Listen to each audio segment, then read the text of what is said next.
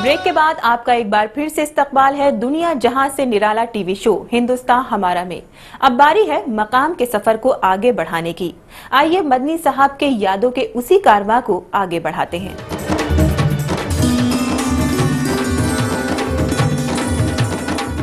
ये मानते हैं कि मुल्क के मुसलमानों के लिए हिंदुस्तान से बेहतर और कोई जगह नहीं है। हम देखें यूरोप के मुसलमानों की हालत, उसके मुकाबले में इंडियन मुस्लिम्स की हालत बहुत ख़राब है।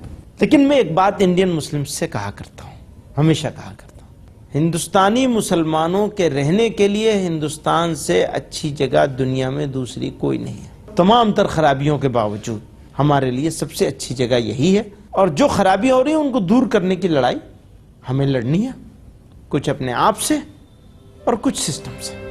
ख़वातीन के दरगाह और कब्रिस्तान में जाने की मनाही को वो कमेटी का फैसला मानते हैं। कब्रिस्तानों में और जहाँ लोग मदफून हैं वहाँ पर मस्तूरात को नहीं जाना चाहिए, तो ये पाबंदी नहीं बल्कि एडवाइजरी है, तो इसको इशू नहीं बनाना चाहिए। ख़वातीन के पर्दे और हिजाब की रिवायत को वो महज एक सिस्टम मानते हैं। वो ये भी मानते हैं कि मुस्लिम ख़वातीन को इस्लाम में जितने हुकूक मिले हैं वो किसी और मजहब में नहीं मिले। जो औरतों के हुकूक का जहाँ तक सवाल है, पूरे एतमाद के साथ कहता हूँ, इस्लाम ने जितने हुकूक औरतों को दिए हैं दूसरा कोई मजहब नहीं दे सकता। इनका कहीं शिद्दत से मानना है कि अगर समाज बदलेगा तो ख़वातीन के हालात भी बदलेंगे। देखिए, जहेज इस्लाम में नहीं है, मुसलमानों में है। बिरादरीवाद इस्लाम में नहीं है, मुसलमानों में है, ऊंच नीच। इसी तरह से शराब इस्लाम में नहीं है, मुसलमानों में है, पीते हैं शराब।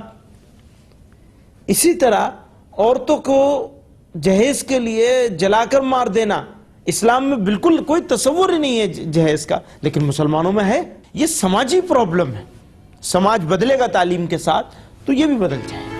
उनका मानना है कि जमीयत उलेमाए हिंद की हमेशा से कोशिश रही है कि कौम के लोगों को अच्छी तालीम मिले और वो तरक्की करें और वो एक अच्छे इंसान बने और उनके अंदर इस्लामी हमियत और गैरत बनी रहे।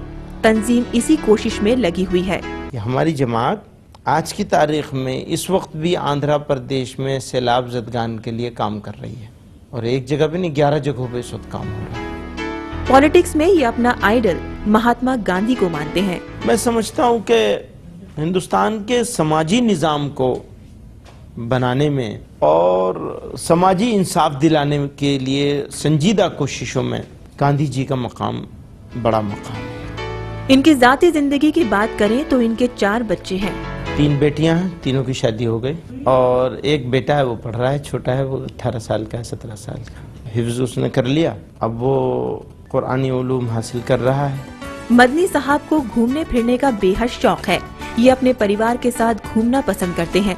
घर वालों के साथ अंडमान निकोबार, लक्षद्वीप और मालदीव का सफर और वहाँ बिताए लम्हे आज भी इनके जहन में उतने ही तरोताजा हैं। घूमने का मतलब ये है कि मुझे अकेले टूरिज्म करने का कोई शौक नहीं है, फैमिली बच्चों के साथ जाने का शौक है, छुट्टियाँ गुजारने का शौक है, पीसफुल जगह पे जंगल में जाके रहने का शौक है, जहाँ शोर न हो, आदमी न हो, पीस हो, ग्रीनरी हो, या समुंदर का किनारा हो।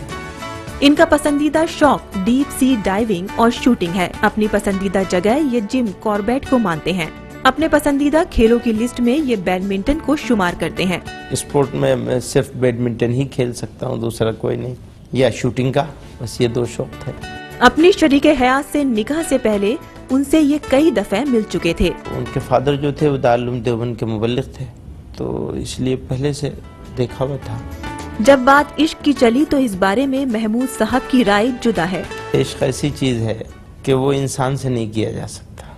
इश्क 2 तरह के होते हैं, एक हकीकी, एक मजाजी। जिसको अल्लाह रब्बुल इज़्ज़त इश्क हकीकी अता फरमा दे, उसको इस मजाजी इश्क की कोई ज़रूरत नहीं रहती। तो हम तो दोनों चीज़ों से समझिए महरूम है, न इश्क हकीकी न इश्क मजाजी। दुनिया के नामवर मुसलमानों में शुमार होने के बावजूद महमूद मदनी साहब के माथे पर गुमान का कोई अक्स भी नजर नहीं आता। कौम के लोगों से उनकी बस यही गुजारिश है, सिर्फ और सिर्फ तालीम, लड़कियों की और लड़कों की, इसके ऊपर कोई कंप्रोमाइज मुसलमान को आज की तारीख में नहीं करना चाहिए। यही बस लड़ाई है हमारी, यही जिहाद है हमारा। مولانا محمود مدنی کی زندگی کے کئی انجانے پہلوؤں سے روبرو ہونے کے بعد اب وقت ہے ایک چھوٹے سے بریک کا، پر آپ کہیں جائیے گا نہیں، کیونکہ بریک سے واپس لوٹنے کے بعد ہم پیش کرنے والے ہیں کردار اور آپ کو روبرو کرانے والے ہیں فلم خدا گواہ سے۔ آپ وقت کی دھڑکنوں کو یوں ہی سنبھال کر رکھیے گا، ہم لوٹ کر آتے ہیں پل دو پل میں۔ امیتابھ بچن کی ایک خوبی رہی ہے، شاید اسی خوبی کے کارن وہ صدی کے مہانائک بھی کہے جاتے ہیں کہ وہ جب بھی کسی رول میں آتے ہیں تو وہ پوری طرح سے اس میں گھس جاتے ہیں یا رچ بس جاتے ہیں۔